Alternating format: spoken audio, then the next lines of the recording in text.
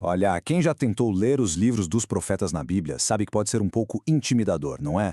É uma mistura de reis, julgamentos, visões bem estranhas. Mas e se existisse uma espécie de chave para decifrar tudo isso? Hoje, a gente vai explorar um guia bem simples para desvendar a mensagem poderosa desses profetas e entender o que eles realmente queriam dizer. Então, para começar, vamos direto ao ponto e quebrar a ideia mais comum sobre os profetas. Quando se ouve essa palavra, o que vem à mente? Provavelmente alguém que prevê o futuro, certo? Tipo um vidente.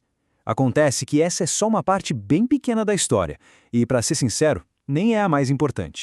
E é aqui que a gente precisa virar uma chave. O profeta não era um adivinho, ele era um mensageiro. A função principal dele não era prever o futuro, mas sim proclamar a palavra de Deus para o seu povo, no seu tempo. Pensa neles como a voz de Deus bem no meio de um momento de crise. E quando é que essa voz se levantava? Geralmente era quando o caldo entornava, sabe? Em tempos de crise nacional. A gente está falando de guerras, de uma injustiça social gritante, corrupção, idolatria.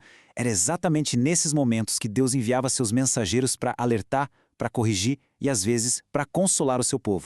E olha, o contexto histórico aqui é tudo. Sem ele, as mensagens perdem o sentido. Quase todos os profetas se encaixam em um destes três períodos. O pré-exílio, quando eles alertavam sobre um desastre que estava para acontecer, o exílio na Babilônia, onde a palavra era de consolo, e o pós-exílio, quando eles encorajavam o povo na reconstrução. Saber quando eles falaram muda tudo na nossa leitura. E essa mensagem nunca era fria ou distante. Nas palavras de Jeremias, a gente sente a paixão por trás de tudo. Os profetas sentiam a dor que Deus sentia pelo povo. Eles não eram apenas carteiros divinos. Eles choravam, sofriam e amavam com a mesma intensidade da mensagem que carregavam. Agora vamos para a parte prática, o nosso decodificador. As mensagens dos profetas não são aleatórias. Elas seguem um padrão bem claro. Quase tudo o que eles dizem se encaixa em um de 4 tipos de oráculos, ou seja, discursos divinos. Quando a gente entende esses 4 blocos, a gente tem um manual para ler os profetas. Tudo começa por aqui, com o oráculo de acusação. O profeta, em nome de Deus, age quase como um promotor. Ele aponta o dedo direto para o problema. A idolatria, a injustiça com os pobres, a corrupção. A acusação é clara, direta, sem rodeios. Depois da acusação, vem a sentença. O oráculo de julgamento não é uma ameaça vazia. É um anúncio bem direto das consequências. A mensagem é basicamente, se vocês continuarem nesse caminho, é isso que vai acontecer. É a lei de causa e efeito divina em plena ação. Mas a mensagem raramente termina no julgamento. O oráculo de instrução oferece uma saída, um caminho de volta. Ele diz: arrependam-se, abandonem seus ídolos, pratiquem a justiça. É um chamado claro para uma mudança de rota, para voltar ao relacionamento com Deus.